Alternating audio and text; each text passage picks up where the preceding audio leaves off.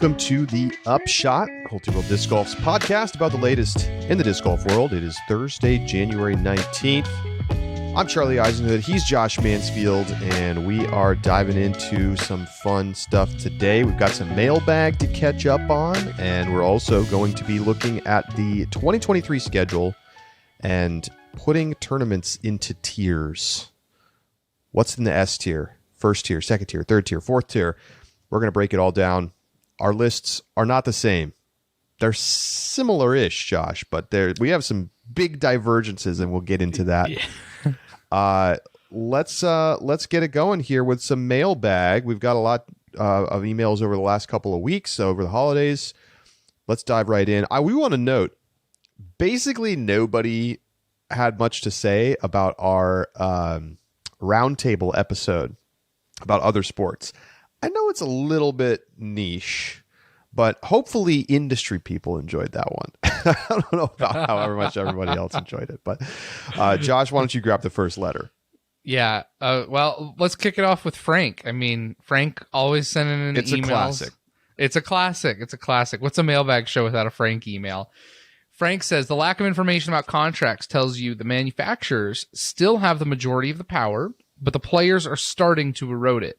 The current situation in disc golf reminds me of the early days in the music industry, where people were just happy to get any deal and where the player had business expenses pulled from their side of the equation. In the music industry, studio time, homes, travel were deducted from royalties, and the same thing happens now as the travel van, he typed van, but I'm going to assume van, is considered part of a player's compensation rather than a business expense for the sponsor.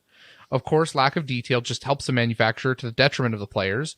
The contracts must have an NDA component, or I would think players would divulge the details once they switch sponsors. We know that most of these have an NDA component as well. We will know the balance of power has finally shifted when players can talk freely about their deals, but I think that day is still 5 to 10 years away.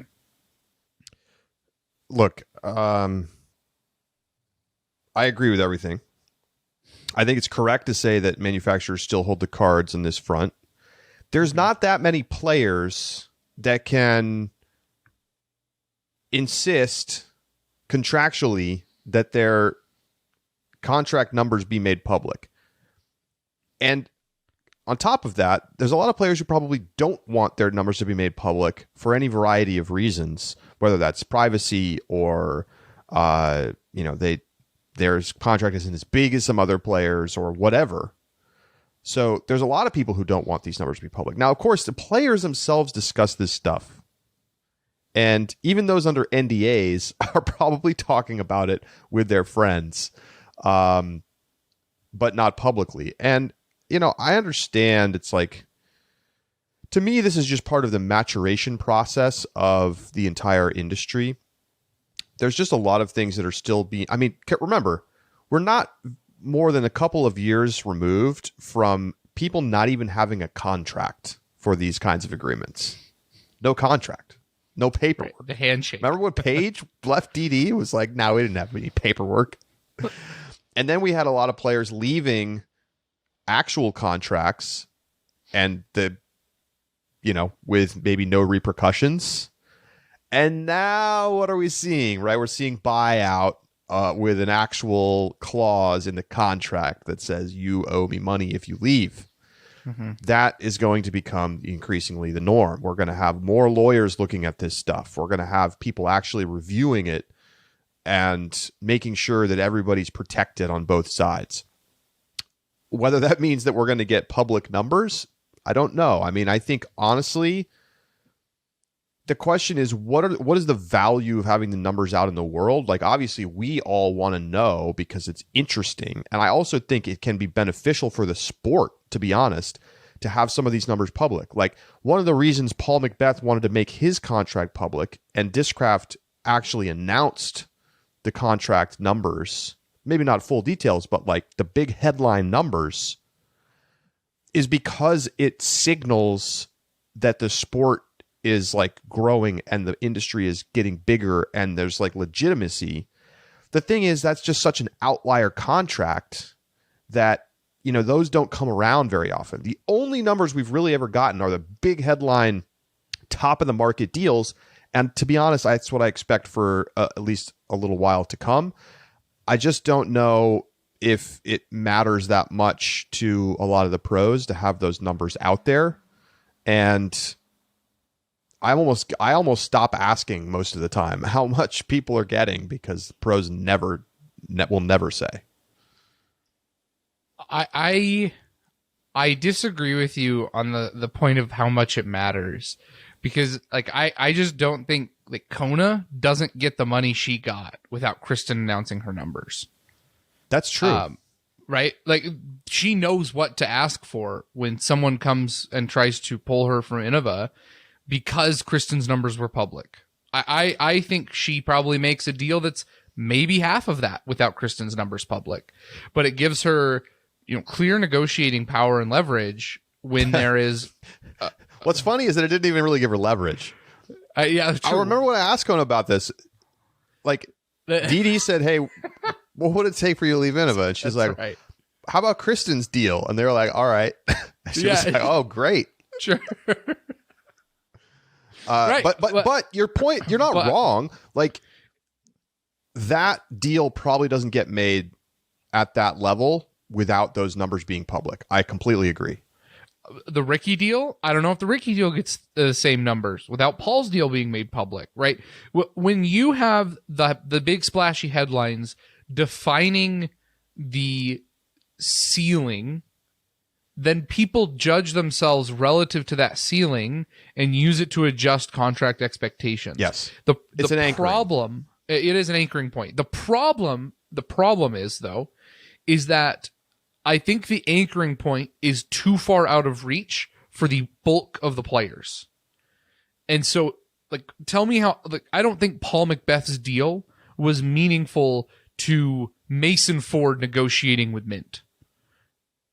It probably was, and maybe yes I'm wrong and no. about that. I get your point, but I think the thing is, like, it sets the high end of the market and maybe pulls everything up with it. Perhaps, like Calvin Heimberg, for instance, can use that $1 million price as like a leverage point to say, like, I'm almost as good as Paul. I deserve to have almost as much money. And then, like, you're negotiating around that $1 million figure, and like that doesn't happen without those numbers being public. I completely agree with the top tier players. Calvin, Eagle, Simon, Ricky, Paul, Chris. Like, those players probably negotiated. I bet even James probably used that after the shot, right? Like, those, I guarantee those players use that figure in their negotiations. My point, though, is I think it is too far out of reach for players who are not in that group. So you think that there should be more mid-tier player numbers publicized? I want to know as a way of anchoring for those players. I want to know what Nico's deal was. I want to know what Anthony Barella's deal was. I want to know. I mean, listen, I agree. I would love to know all of them. I think those, when those start getting announced, that provides a second level, like a second anchoring point for that accesses more players and a greater swath. I think the next steps are like, maybe like, what's Kevin Jones' deal look like? What's Matty O's deal? I mean, those are the things we need to see next. Ultimately, I think players are wrong to want to try to keep this stuff public. Agreed. I think that they should be finding ways to get the numbers out into the public, either via themselves or their agents, because it only benefits players to have that stuff out there. Yep. Like, and okay, let's say your deal sucks, right? Your deal sucks, and a bunch of players announce their stuff, and you're like, "What? I'm only getting 50% of what this other player is getting, who I'm better than."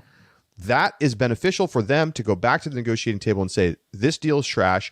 I want a better deal." But right now, it's all black box, and maybe players know their friends' deals, but they probably don't know everybody's deals. It's a lot of it's like kind of rumor milly stuff. So I just think that, like, I don't quite understand. Like, we have agents now, right? What do we think? How do these numbers get released in the wide world of sports? I mean, some contracts get announced directly by teams, but a lot of deals, like in the NFL, like those deals are all leaked by agents. That's just like part of the way that it works. And then ESPN reports on So and so, sources say blah blah blah. Sources equals agents, and I think we need to bring that to disc golf. And like, of course, the agents are all like walking on eggshells right now because they don't want to piss anybody off. But like long term, this is just like an important way that we will grow as a sport, and it's going to happen. It's just a matter of when. All right, next email comes from Disc Golf Doug. Doug says, next offseason, Eagle will get extended by Discmania, and by the end of his extension, so you can take a guess at how many years that might be, he will win Worlds, win USDGC, and double his Elite Series win total. I love a good prediction. What do you think, Josh? Figure he's up for a 4 to 5 year extension. That's what I'm thinking too. That's the math I'm banking on. Double. How many Elite Series does Eagle have right now? Is it 13? Is it really 13? I think it's 13. Does that count national? That's tour? Amazing. Yes. Wow. Yes. Okay. I undercounted on this for sure. But remember, he had a very strong 2018 season. Yes, that's the year he won Konopiste and won his major. His first major, I need to say now. Yeah, first major. He won LVC, Glassblown Open, Beaver State, and then Konopiste. He won a pair of tournaments in 2019, Memorial and Beaver State. And then he won the 2 in 2020, the 4 in 2021, all on the DGPT. And then, of course, this year won the European Open. So he has been winning Elite Series every single year, multiple, except for this year where he was limited by injury. So 13. So he'd have to get to 26 over, let's call it 4 years plus Worlds and USDGC. And I think you could give him this year to include that in the count. I'd agree with that. Given Eagle's talent and skill, assuming he stays healthy, I don't think the wins are outrageous by any means on a 5-year deal. I think the most unlikely, actually, and I don't even call it unlikely, but of these things that I kind of could see falling through, it would be Eagle's extension with Discmania. I think that Eagle has a lot of negotiating power right now with Simon leaving, and it also sets a pretty clear standard, I think, for a lot of other companies, what they need to do in order to sign Eagle. And I don't think it's an outrageous possibility that Discmania tries to snag other players and allows Eagle to walk because of just an incredible deal that somebody else offers him. I don't know who that would be. I think Discmania would be kind of silly to let that happen. I really think it would be smart for them to pay Eagle and keep him in their camp. But of all the things I think about this prediction, they feel pretty likely to me. I think this is actually a good take that is not just so obvious that it's going to happen, but is also, I think, quite realistically inside the realm of possibility. Eagle's going to have suitors if he has a good season and looks like he's back from his injury. There's no question. And I think he's going to have to basically be like, I want $1 million a year. I mean, like, how can he not? Like, the way that he's been playing, he remains likely to be the next number one player in the world. Mm-hmm. If he's not, like, he can't be there right now because of the injury, but he was like getting close to being there before he got hurt. But at the end of the day, you got to win Worlds and you got to win USDGC if you want to be in that mix. Mm-hmm. And so, look, I think Discmania is going to re-sign him. I mean, I think they're going to pull an Innova and get him locked down in a new contract before we get to the free agency season. Ooh, yeah, they should, right. Yeah. And they're going to have to pay him $1 million a year. Mm-hmm. I mean, I think that's, why should the Eagle take less than that, given the market right now? Again, there is the whole injury factor, and that weighs on both sides. Like, if Eagle's like, I'm not sure I'm going to ever be quite right again, maybe he takes a lesser deal to have, kind of that security of a big deal. But on the other hand, if he feels like he wants to bet on himself and pull an Aaron Judge, there's no reason he can't go get a gigantic deal in free agency. And he could even say, you know what? I don't want to talk about contract stuff yet. I want to play the season. When we get to October, then we can talk. If you think that you have a big season in you, that's the most rational choice for Eagle. Now, if Discmania comes at him with a gigantic offer and they're ready to do a new deal, which reportedly they're already have had some initial conversations about an extension, then there you go. But, is Eagle going to be thinking about flying the nest now that Simon is gone? I mean, it could change the way that you think about things. Interesting situation. But World's USDGC, look, if Eagle gets healthy, I think it's just all a matter of time, personally. I think so too. The one thing I want to say, though, that could be interesting, if another manufacturer believes that this injury thing has passed him, it would be smart for another manufacturer, because we talk about free agency, but free agency isn't a clearly defined thing. It's a fake made up thing that I say. Yeah, exactly, right? There is no like, oh, you can't talk to players before this point. There's so much tampering. And, yeah, there's. If I was another manufacturer and I was confident that Eagle was going to come back from this injury, you should make an offer before the end of April and make Discmania do the same. Right? Don't let Discmania play out the season, make the decision based on the injury, call their bluff, make the offer, and see if Discmania will do it too. And I think that's the best chance you have if you're another manufacturer wanting to steal Eagle. My question is who? Innova. Got Calvin. Payroll big, and then everyone's under multi-years. They let people walk. Discraft. Is there room for an Eagle on that team? I really just don't know if there is. Yeah. DD. MVP. Just don't see the fit, to be perfectly honest. Here's an interesting one. This is what I was about to say. Latitude. If they wanted to really go for it, it would make a lot of sense. Eagle's incredibly popular in Europe. Mm-hmm. It would be a power move and one that they should consider. It's such a good fit. And it's a better fit than DD. It is. Westside's too small a brand for Eagle. I could see it. Latitude. I really could see it. I think it has crossover appeal with the European market and the U.S. market, which is obviously what Latitude is trying to do. And they've got the money. They do have the money. They have not, like, put aside their outside investors. Discmania is paying them the money right now that they're going to use to pay Eagle. Like, that's anyway. Let's move on. But my gosh. Okay, we've got one more to think about. One more. Oh man, we got kind of another contract. I'm gonna get the really obvious contract one out, and then we're almost done with contracts. And then I don't want to see any emails. I don't want to see any Discord messages. Nothing. We're done with contracts after today.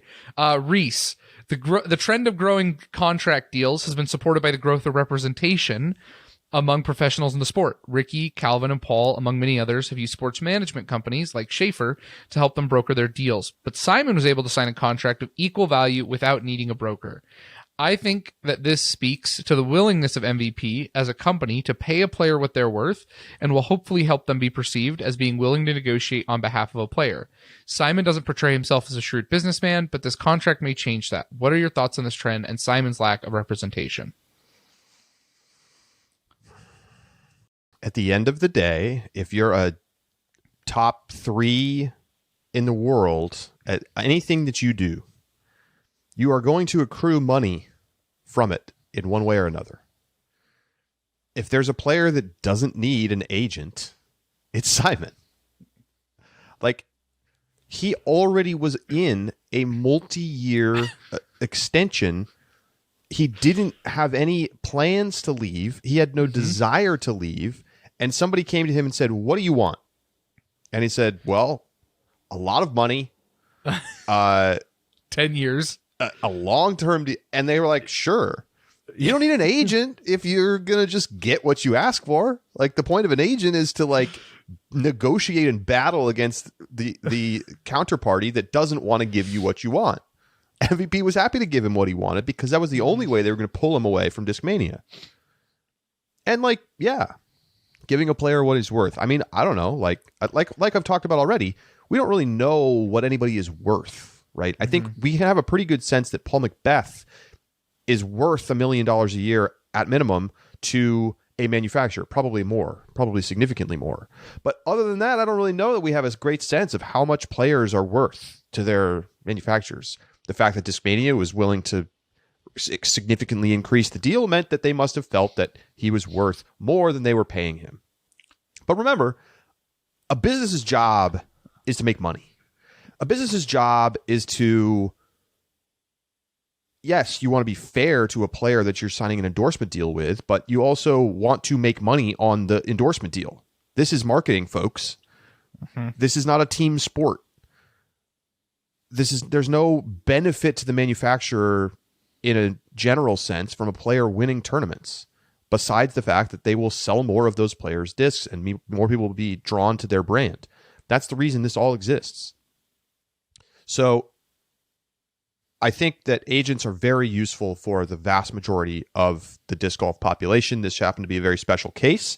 And I will say, Simon had lawyers reviewing all of the paperwork, working on all of the, dotted I's and crossed T's, as you would expect.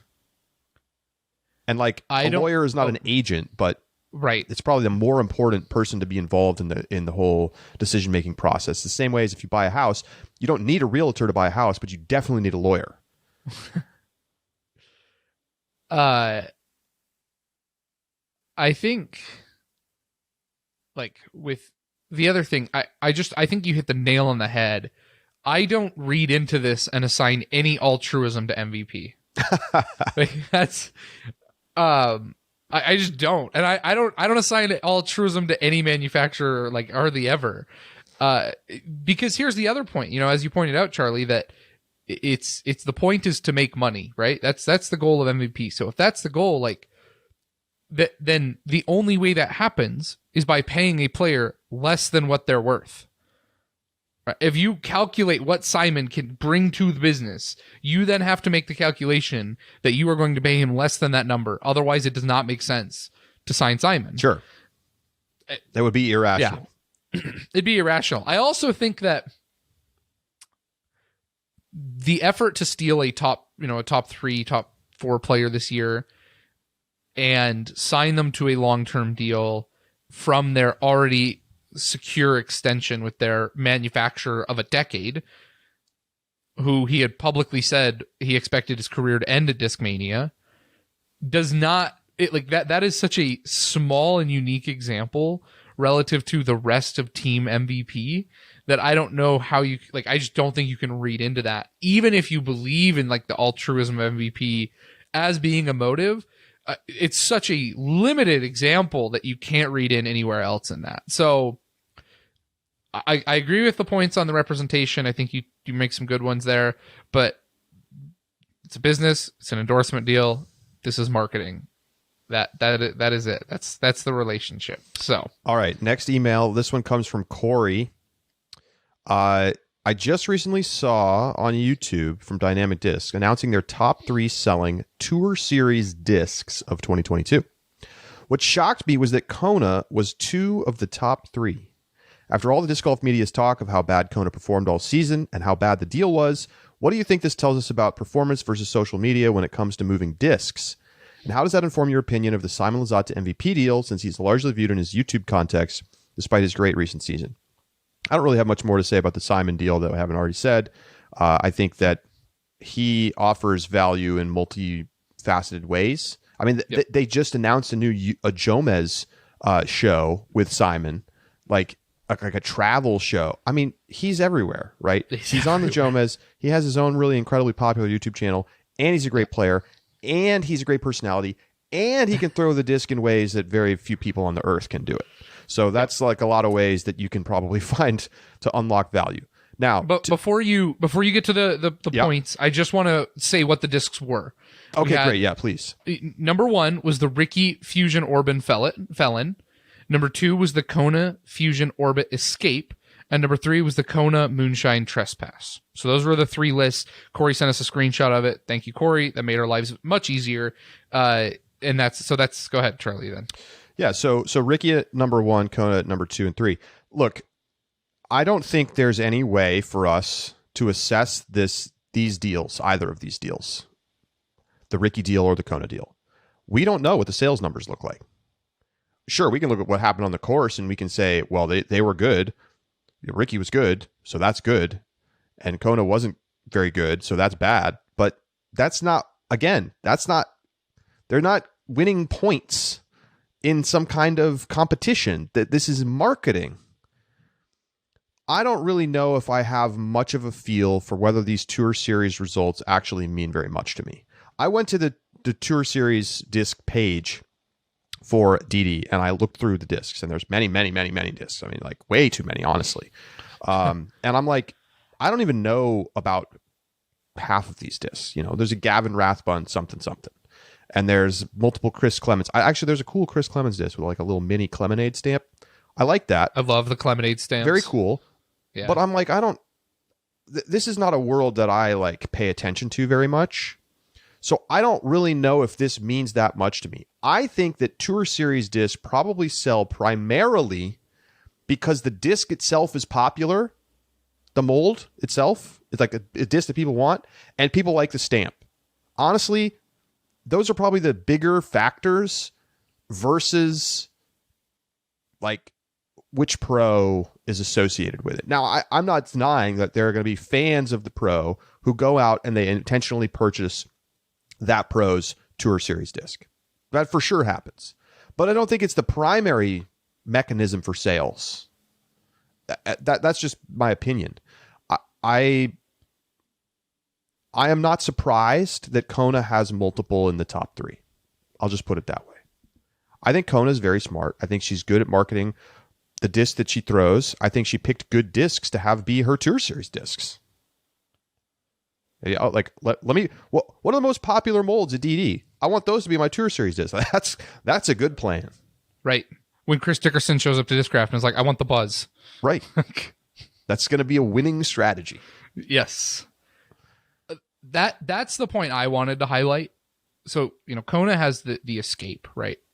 Incredibly popular, and is the disc that is in DD beginner sets. Like the base plastic Escapes are what you buy in the beginner sets from DD.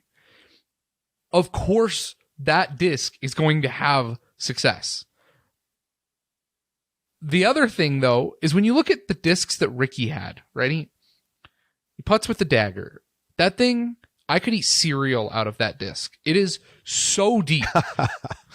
Normal people cannot get their hands around a putt with a dagger. He had an Evader, a Felon, and an Enforcer, and then the Ricky Slammer. All of those discs are incredibly overstable. Like, no wonder nobody wants to throw that plastic. That's for most beginners and intermediate level players. That's not going to be the best strategy. And where the growth of disc golf is in casual recreational players who are going to look for things that are easy for them to throw. And so I think it makes a lot of sense why Kona's discs are where they're at. Again, I think you hit the nail on the head, though, that it's difficult to read into. And I mean, here's the other thing. It's like,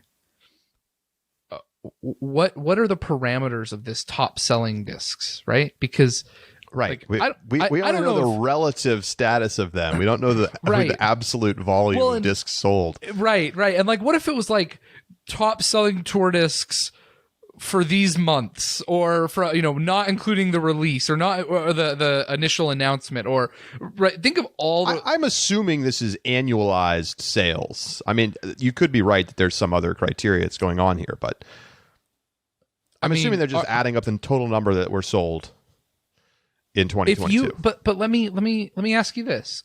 Let's say the Chris Clemens, I don't even know what his Tour Series disc is. Let's say the Clemonade disc was one of your top 3.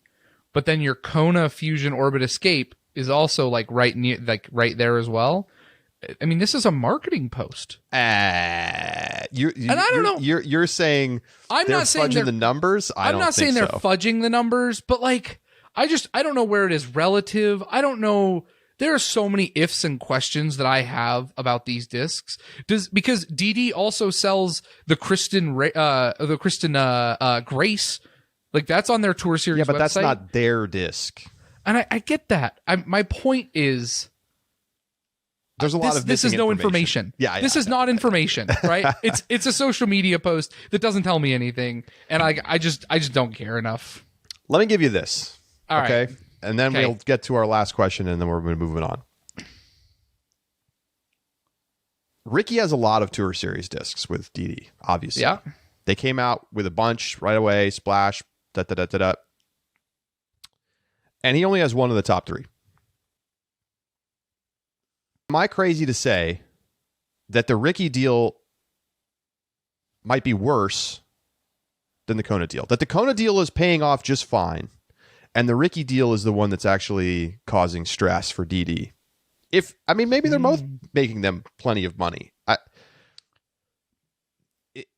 Here we are talking about it. Like DD was a company that felt irrelevant in the sponsorship market until last year.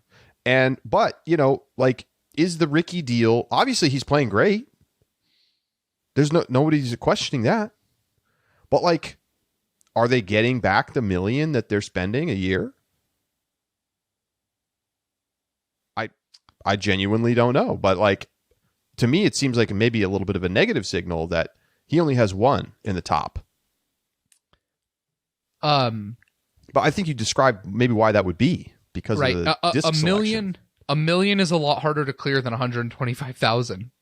Are we saying that Ricky has the capacity to move 10 times the disc of Kona? I mean, that's the question here, and that's a lot. It's a lot of plastic that you have to overcome in order to make that $1 million. I think that's a fair question. Here's the other thing, though. In terms of, does this include wholesale discs to retailers? Does this include? So I get your point. We don't necessarily know all that much about what the sales numbers mean, right? Because I bet a bunch of retailers ordered a ton of Ricky discs at the initial announcement, sure. And I don't know if those sold or not, but the retailers bought them, so DD got their money. So it's hard. It's just so hard to know. Interesting stuff. All right, one more email. Here it is. It comes from Jonas. Player to watch from Norway, Anniken Steen. She won the European Pro Tour last year and is also the 2-time Norwegian champion. She was 16th at the U.S. Women's Championship. She's going to compete in the States this year, and I believe she will take part in the first swing, starting with the Las Vegas Challenge until Jonesboro. She's one of the really big talents over in Europe, and I believe she will show that in the States as well. Well, we've talked about Anniken Steen a little bit. Mm-hmm. We're aware that she's been competing. She definitely was dominant in Europe last year, played great, but only finished 9th at the European Open, 16th at Throw Pink, 27th at Champions Cup. So, fine. Remember, she won the PCS Sula Open. That was probably her big moment from last year. She is signed up for LVC, Waco, and Jonesboro right now, as well as the Memorial. So, certainly playing some of those early tournaments. I would imagine she'll play Champions Cup. I don't know if registration's open yet or not for that. But, maybe we'll see Anniken Steen maybe continue the trend towards European players showing out in FPO. Definitely something to watch as a storyline. All right, we are going to take a quick break. When we come back, we're ranking all of the tournaments on tour this coming year and picking which ones belong in the top tier. We'll be right back.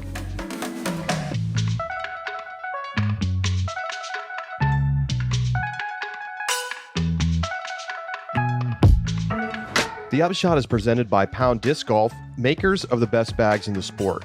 Make sure you check out Pound's Custom Pack Builder, where you can customize every aspect of the bag, from the upper fabric, the lower fabric, the zippers, the sliders, the cords. You can get an Octothorpe, an Octahall, a toolbox, or even a Carlton in custom options. And stay tuned, Rufus Customs coming soon. Go to PoundDiscGolf.com to check out the Custom Pack Builder today.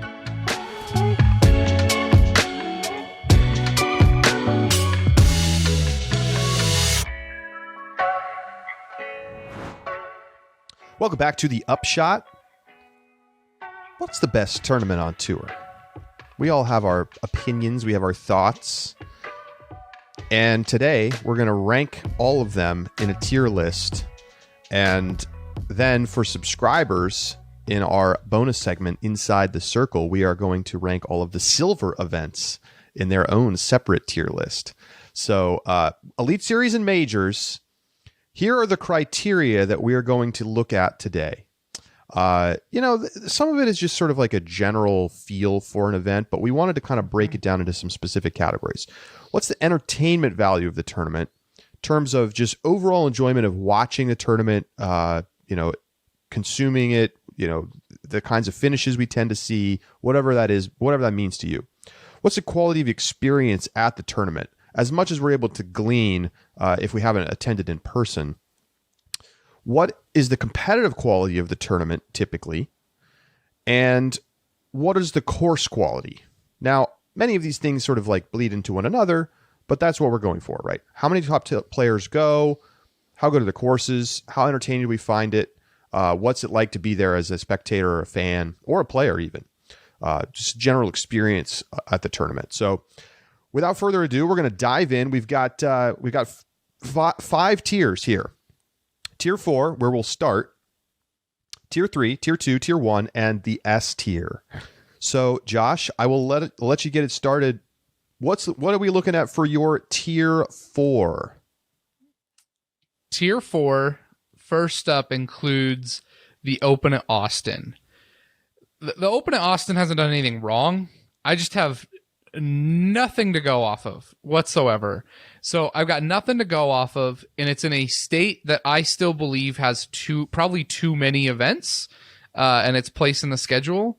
And so it's hurt by both of those factors. And because of that, with just me knowing literally every other tournament on this list, I can't put it above anyone else. So I've got the Open at Austin in my Tier 4. I also do, basically for exactly the same reason. I just don't think you can put it higher, given that this is an event that's moving from being a silver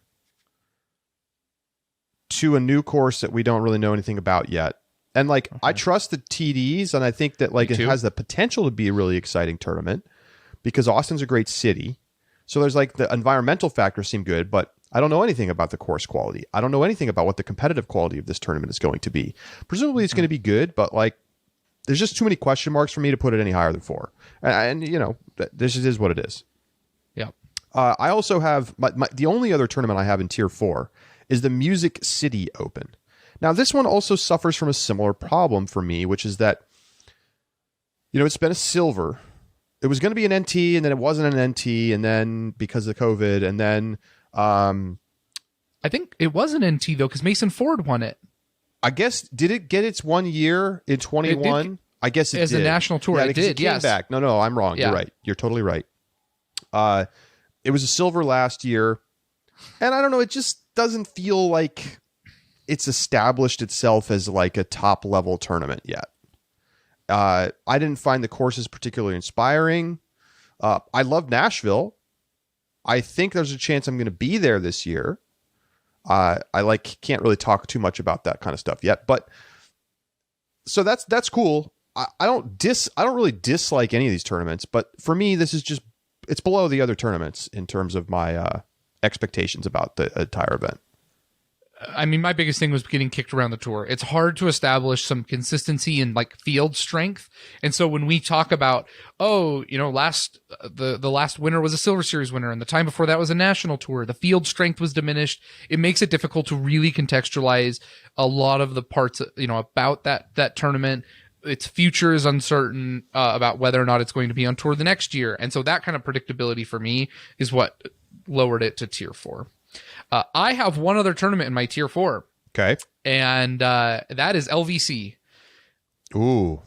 I think they're moving away from the 3 courses this year. So maybe that shouldn't be a part of my consideration, but I've always hated the 3-course model. And here's the problem. We now have other tournaments on golf courses that are getting significantly better. And we'll talk about a couple of those that I feel like have really elevated golf courses. Cause I used to really, really not like golf courses. They're still not my preference. I still prefer woods golf, but there are golf courses that have done a really excellent job in elevating and increasing the standards of both their course and the quality of their tournament. And I just don't think that's the case for LVC. It is still the same tournament it's been for the past 5 years. I haven't liked it for the past 5 years. And I just I watch it, and then if it wasn't first on the schedule, I don't know if I would even watch the full tournament. But because it's first and it's like, I'm like, I really want to watch disc golf, I'm going to watch it. You're just itching. But if it hits somewhere else on the schedule, I think, LVC would really suffer from that, because I just don't think it's a very high quality tournament. So it hits my 4. I think it has to get some points for like quality of experience. It seems like a really great facilities and like overall very professionally run event. That's fair. And the competitive quality of the tournament's usually good because it's the first tournament of the year. You have a lot of Europeans come over to play. So I give it credit for both of those things. For me, it's in tier 3. You might as well go ahead and get there.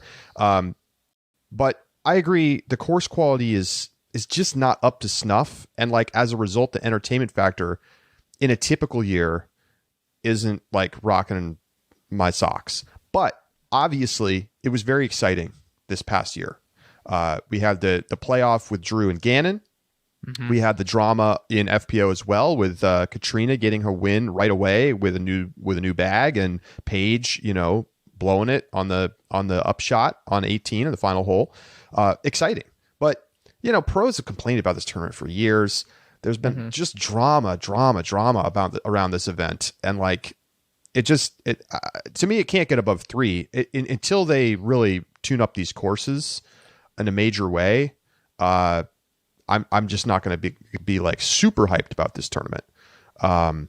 Elsewhere in tier 3, I've got the Dynamic Disc Open is another one in my tier 3.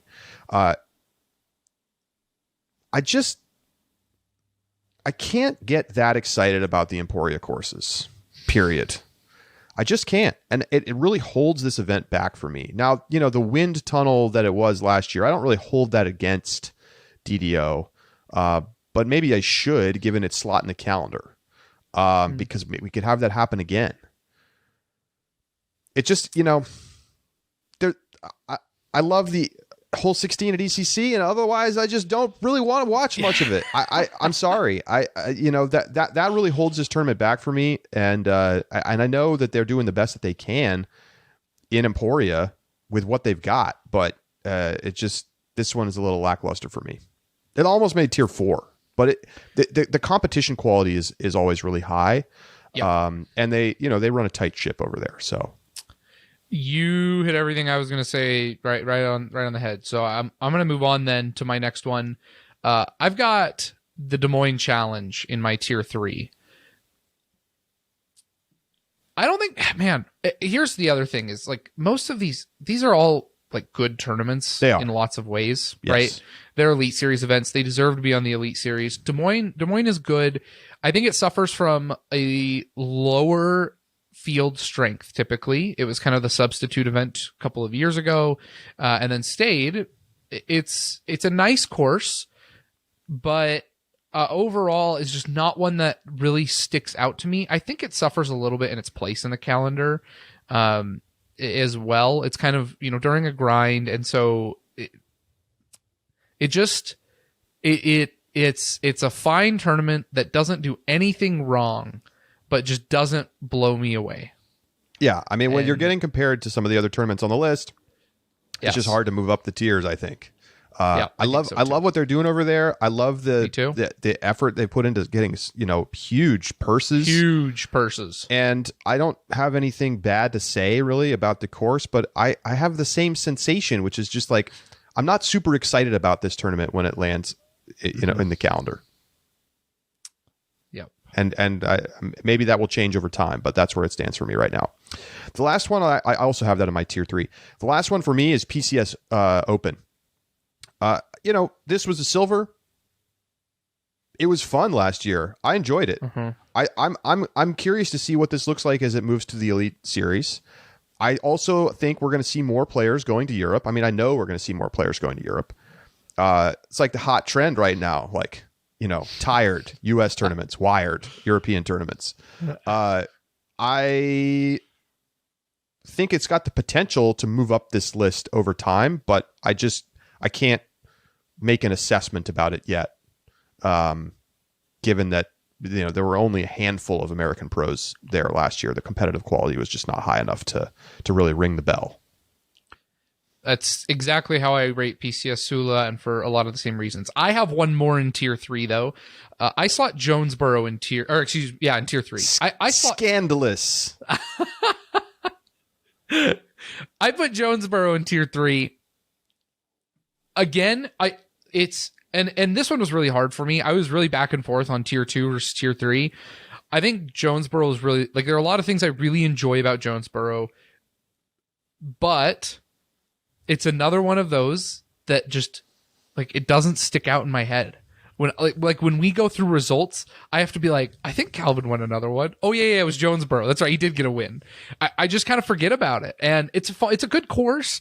It's a well-run event, but there's just nothing about it that is like overwhelming and blows me away when I look at the season on a whole. Now, I'm probably going to say things all season that contradict everything about this ranking.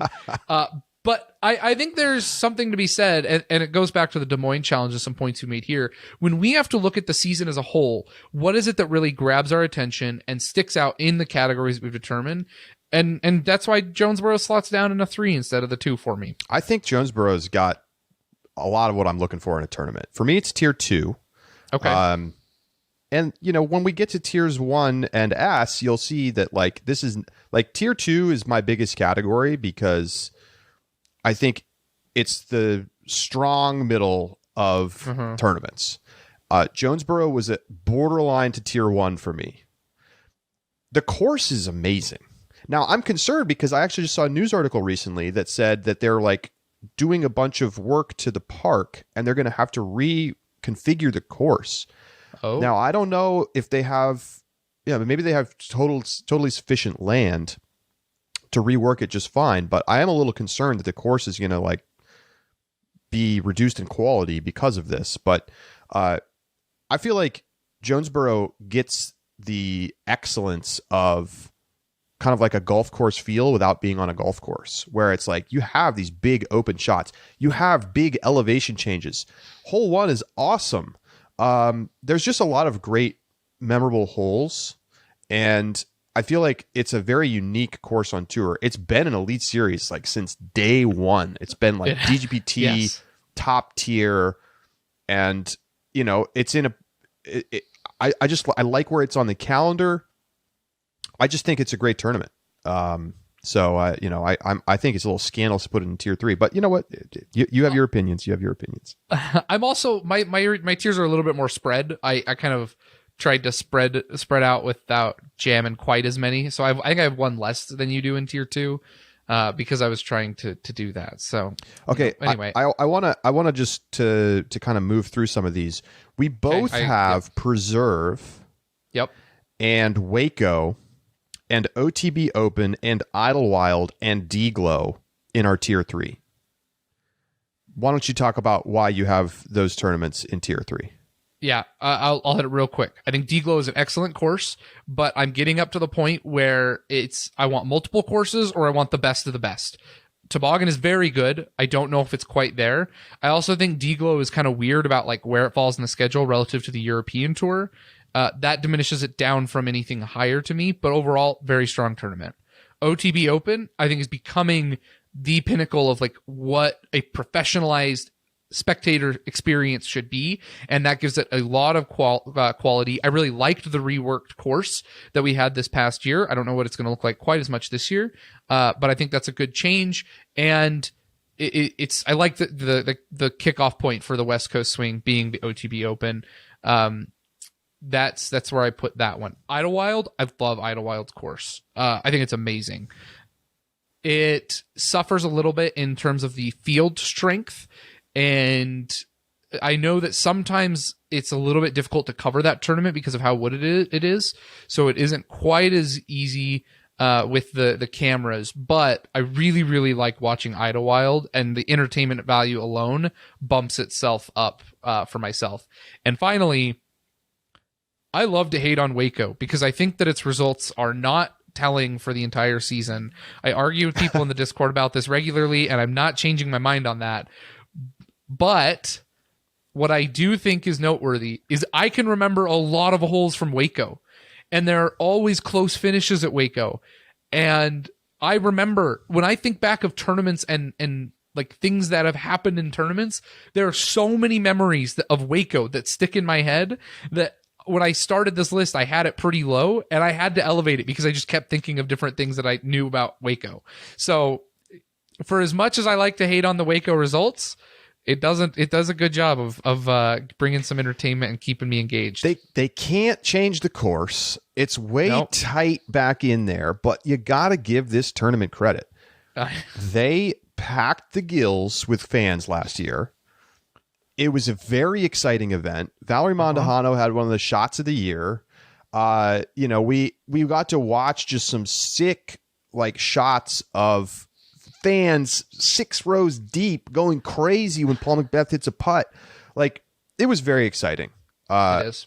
And it has this reputation for kind of like delivering funky results, which I think the data has shown maybe is like a little bit disproven. Josh, I know that you're like you're sticking to your guns. I want to see the data because that's not what I found in my quick statistics that I did. But anyway, so yeah, I think you didn't mention Preserve. I will say, oh yeah, Preserve is kind of fun because it's like this little scoring fest that like kind of like gets slotted in with all these like crazy hard tournaments and -2 is going to be the best score, and then it's Preserve is like 18 under, which is kind of fun and refreshing and like when they get a lot of rain and it's all green and lush and beautiful, it's really fun.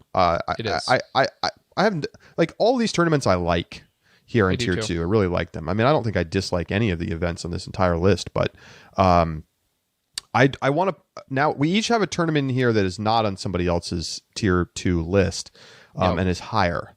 So I will start. I have Ledgestone in Tier 2. You did this out of pure spite for me. I know you did. Outrageous. Here's what I'm going to say. Okay, this tournament, while it has many very strong things, right? Big purse, great competitive field as a result, challenging courses. There are elements to this that I just cannot abide by to put it in a higher tier.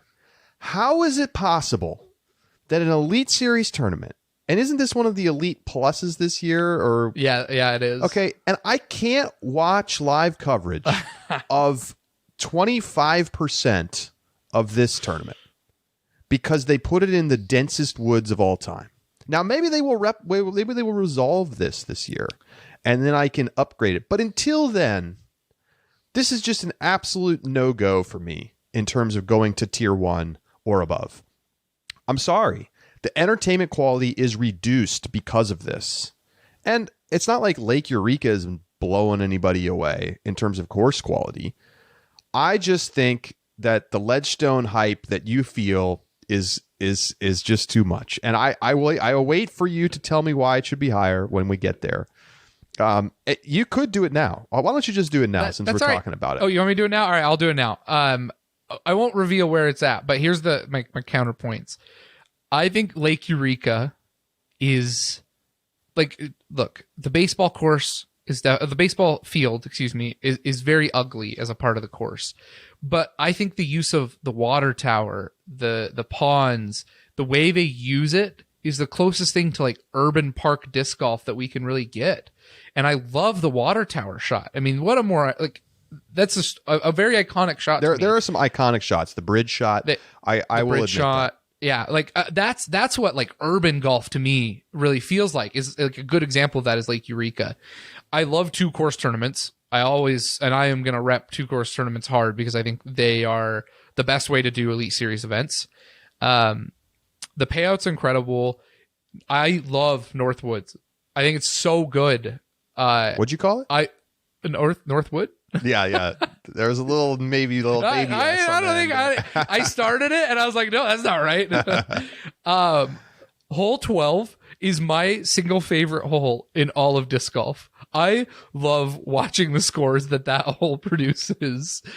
And there is so much pull from this tournament between the money, between the quality, the longevity on tour, that despite the fact you can't have live coverage yet, it still gets elevated to an Elite Plus event, whereas its other counterparts who can't get live coverage, think Masters Cup, that is a historic tournament, get completely cut from the tour. That's how much influence Ledgestone has. Tier 2. Crazy. It's crazy to me. Granted, I think I'm about to hear some words about my Tier 2 choice that you don't have. I have the Disc Golf Pro Tour Championship in Tier 2. And here's why. Wow. I think it has the worst place in the schedule on tour. I hate that it comes right after USDGC. It makes it harder to get the hype around it, no matter how much we try and build that up. And the other thing, it is the only tournament on this list that I have never watched every single round of coverage. Every year I don't watch every round, right? Round ones often happen while I'm at work. And so I do my best to watch the early round coverage that I can. But of all the tournaments on this course or on this list, this is the only one that I have not watched every round at least once. Every other tournament I've done it, whether that's post-produced or live. And it's because I have such a hard time the week after USDGC caring enough. And especially about the weird format in early rounds, it's just not enough. I love the final round. I love the excitement of the final round. Even the second round, the semifinals, both are really valuable to me. But those early rounds, I just can't care about. And I can't bring myself at that point to go and really invest my time and energy into. And if that's the case, it just can't be any higher because there are so many other events that I'm just so much more excited about. And so it gets dropped to tier 2 for me. What can they do to solve this? I've thought about this a bunch. I know. Like, you could put it earlier than USDGC, I guess. Would that help? I feel like it would be weird. It does feel weird. But I guess the big thing about it is like USDGC has the kind of pull and influence that doing that at the end would not affect USDGC's hype. I don't think so. I think that's right. And so I think that's maybe a good solution. And maybe there isn't a good solution. And maybe it's just doomed to stay on my tier 2 forever. But that's where I put it. So Josh going crazy about the Ledgestone money, but conveniently mentions nothing about the Disc Golf Pro Tour Championship money or the competitive quality of the event, which literally has only the best players on the tour there. Now, I will admit, the play-in round in particular this year was just like, it was like pulling teeth to watch that. It was brutal. I wouldn't know. I have it in tier 1. It cannot make S tier for me because it's just it does struggle to maintain my attention after USDGC. So much energy and like attention goes onto USDGC and Throw Pink, and then I'm ready to be done with the season at that point, and then there's another tournament, and it's very hard. I feel like if anything, from a scheduling perspective, I get why they don't do it this way, because players want to be done too, but it would benefit for another week or two before the DGPT Championship in order to build up the hype. But otherwise, it's just like, oh, okay, like Pro Tour Championship, like, all right. But I don't want to feel like I'm just slogging through it. But at the end of the day, there's too many categories that elevate this one. And there is something, even though it's weird, there is something very inherently exciting about every player starting at even par in the final round for trying to win tens of thousands of dollars. 100%. And that is great television. That final round is always great television. Yep. So for me, it's tier 1. That's fair. All right.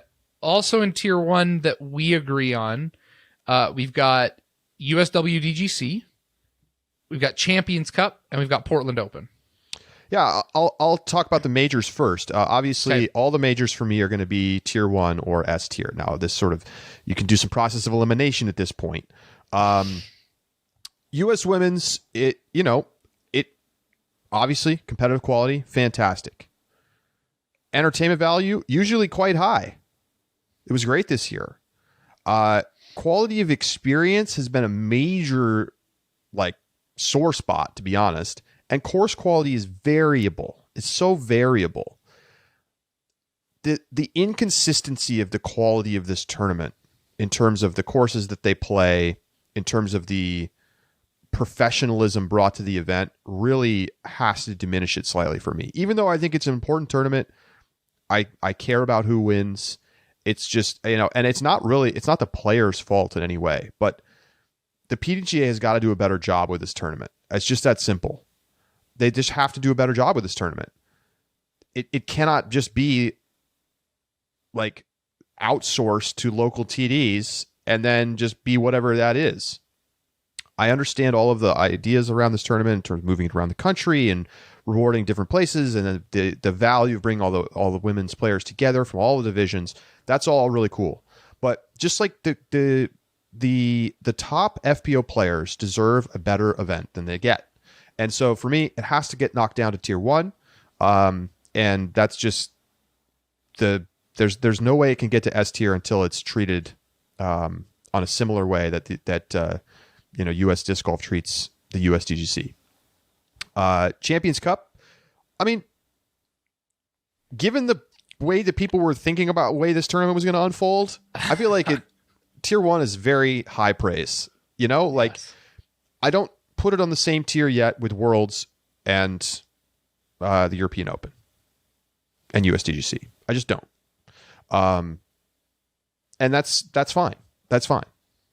I thought it totally delivered last year in pretty much every category except spectator experience was a little weak. And I think the PDGA knows that, and they're basically working on how to make that better. So, competitive quality was awesome. The European players showed up in droves. It's got a great spot in the calendar. I love having the 4th major. I mean, I've gone on ad nauseum about this, so I won't go on further. I can see this one getting to S tier in even just a couple of years. Mm-hmm. I'll hit Portland Open then, which is the other one that we agree on here. Glendoveer is an amazing course. It is so well designed. I love watching it, and as a singular course, it is it's probably in my top 3 favorite courses, just as the layout. And that's a golf course, which I never in a million years thought would be on my list. It's beautiful. I think it is probably the most picturesque course on tour. It is so gorgeous. And I love, GMC's definitely up there, but, I mean, the foliage is amazing. The golf course is pristine, and they did such a good job with the design this year. My biggest thing that keeps it down at the tier 1 is I really want to see, I want to know, is this the Glendoveer layout? Is it established? Is it going to keep being changed? Just it's newness on tour is kind of what holds it back for me. I want to get a little bit more establishment from it, but otherwise, I mean, it's a really good event. So, yeah, a monster event in Portland is just a must. Yes. I look forward to our next Portland Worlds. So, I'm right there with you on that one.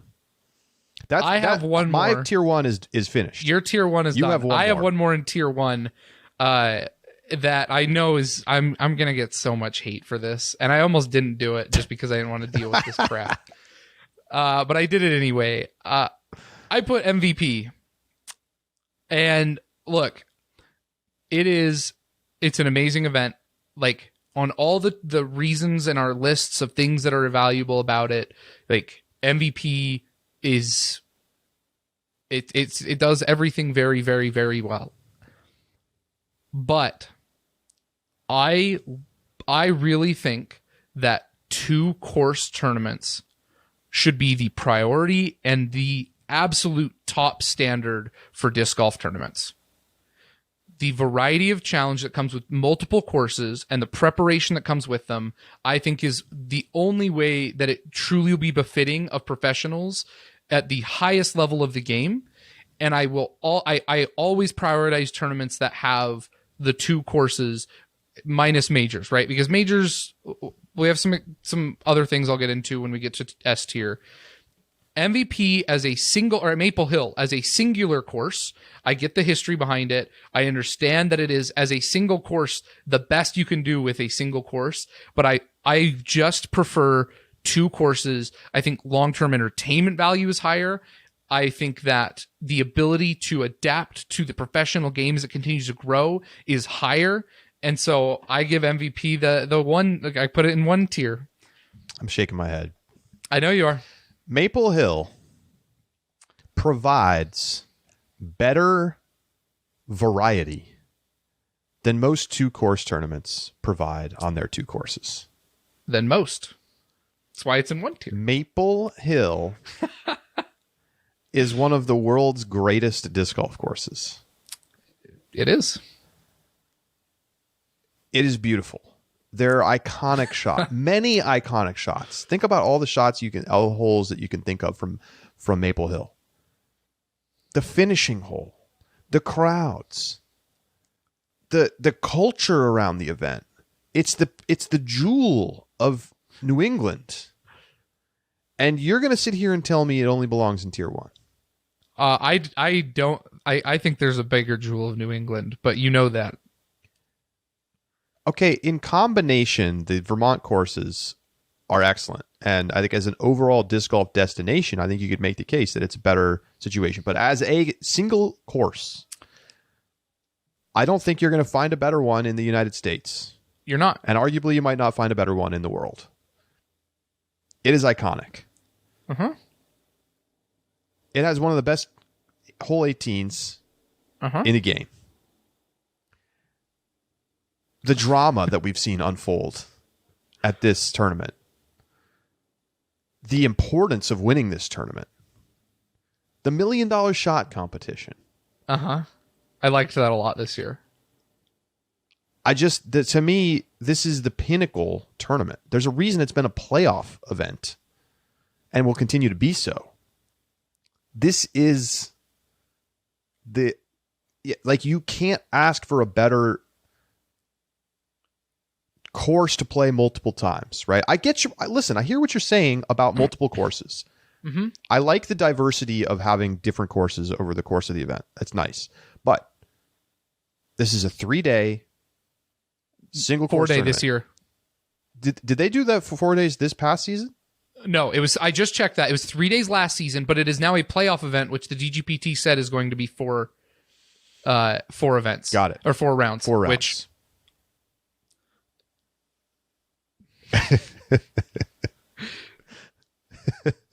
Which would you like to say something? I don't like. My one gripe with like USDGC and European Open is that it's 4 rounds on a single course. I'm willing to give them passes as majors, but I'm especially like, when you have to say like maybe as a combo, GMC and is better and Smuggler's Notch is better. Like, I get the MVP does the best at the single course game out of anybody else, but the best at the single course game is as good as like it. But like the ceiling is as good as GMC is right now, and I think there are so many opportunities for 2. But anyway, keep going with your MVP. I mean, I don't think I have more to say. Okay. I do admit that maybe it feels like a stretch for this to be a 4-round tournament, just given that it's not a major. Mm-hmm.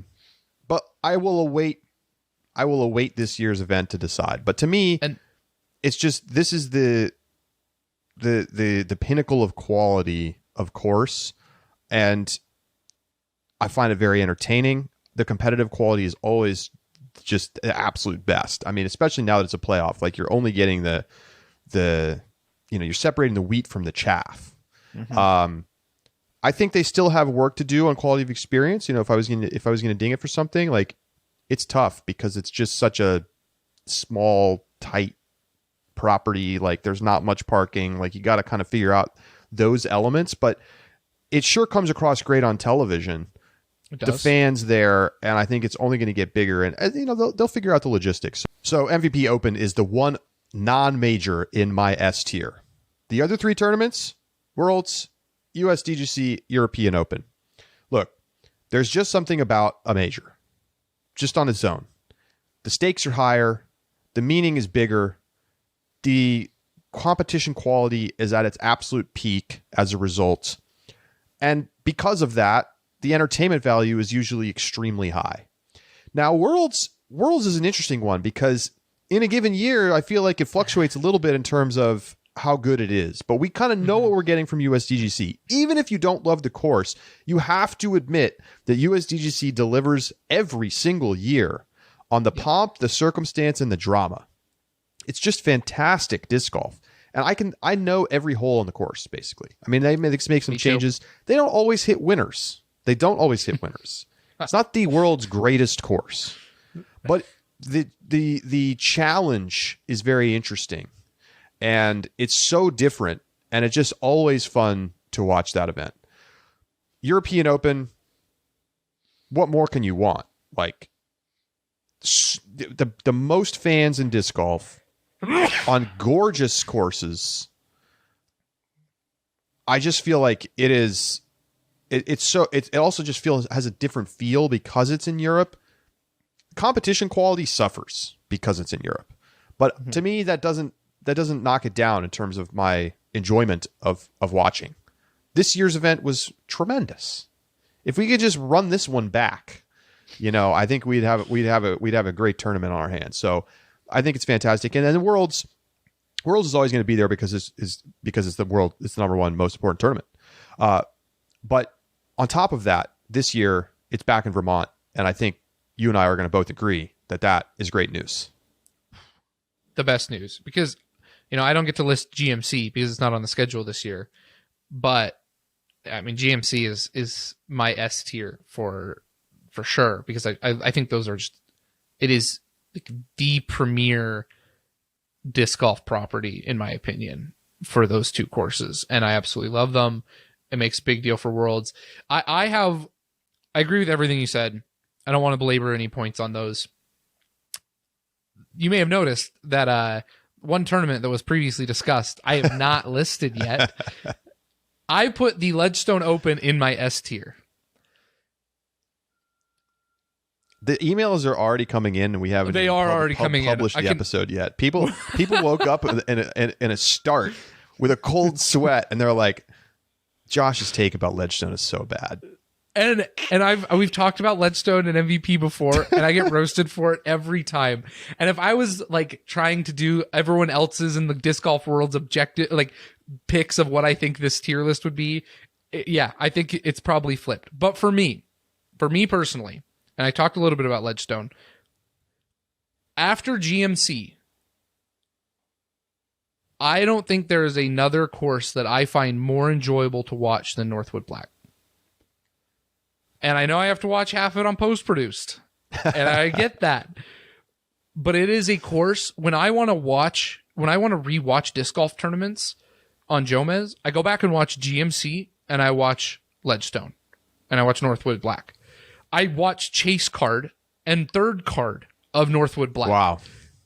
I love watching the pros at that course because I think it is a course that is perhaps the best tuned for our professional game, or one of the best tuned at least, for the level of professionals in the woods, and I love that. I love the challenge that it brings and the variety of holes that exist inside of that wooded course.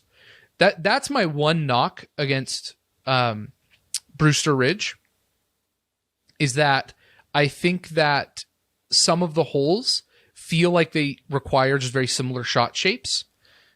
And so it's easy to kind of, there's a couple in particular I can think of that are just, they feel very similar, at least off the tee to me. And I just don't feel that way about Northwood. And that's what I love about it. I also think that the ability to find and use urban space the way that Lake Eureka did is the key to getting disc golf courses in large metropolitan areas for the Disc Golf Pro Tour. If you want a course or a tournament in, Southern California, learning to build a course around the same features that Lake Eureka did is probably our best chance at doing so. If we want a course in, up in the New York area, I don't know enough about New York. I probably should stop talking because I don't know enough about these metropolitan areas to be right about this.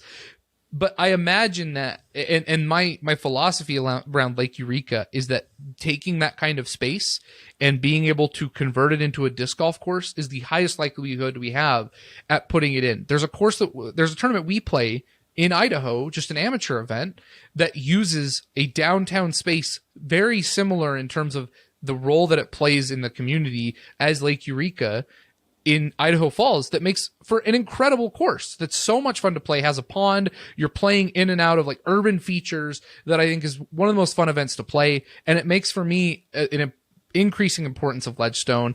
The payout is always incredible. It has one of the strongest fields of the year, and it's 2 courses, 4 rounds, which I think should be the standard for what professional events should be moving forward. I love Ledgestone. I get that I am in the minority. I get that this is an unpopular opinion. I get that it's probably even a wrong take. But I don't care because I think that Ledgestone delivers. No, it can't be a wrong take. This is an opinion. It's an opinion. It is. It might be I'm a wrong told it's a wrong take. But I get it. I hear it. I understand it. If you were forced, would you still put the other tournaments above Ledgestone? That is Worlds, USDGC, and European Open. Yes, those like if I had to rank my S tier. Yeah. All 3 go above Ledgestone. Yeah. The majors are... Rank your S tier. With this season schedule? Yes. Worlds, USDGC, European Open, Ledgestone. In that order. I go Worlds, USDGC, European Open, MVP Open. Okay. And like our biggest argument... We're largely on the same page on that. Yeah, biggest argument is the European Open and USDGC. Like I love, like you said, the crowd at Europe does such a big value for it. But Worlds is being held at a successful event or a successful venue that other years maybe, but prestige and collective belief in the importance of Worlds and USDGC elevates them above the other tournaments. One thing I want to add, I am comboing in this, and maybe we should have been explicit about this. I can consider Throw Pink Women's Championship as part of USDGC in my S tier. I agree with that. It needs to be a major. It is a major. It is a major. It is a major. Okay. There it is. That's going to do it for today's show. Thank you so much for tuning in. Getting hyped for the 2023 season. More to come in the next few weeks as we get ready for Las Vegas Challenge and the beginning of the new touring year. For Josh Mansfield, I'm Charlie Eisenhood saying so long. Make sure you get a subscription. discgolf.ultihero.com/subscribe, and you can check out our tier rankings for the silver events in 2023. Talk to you then.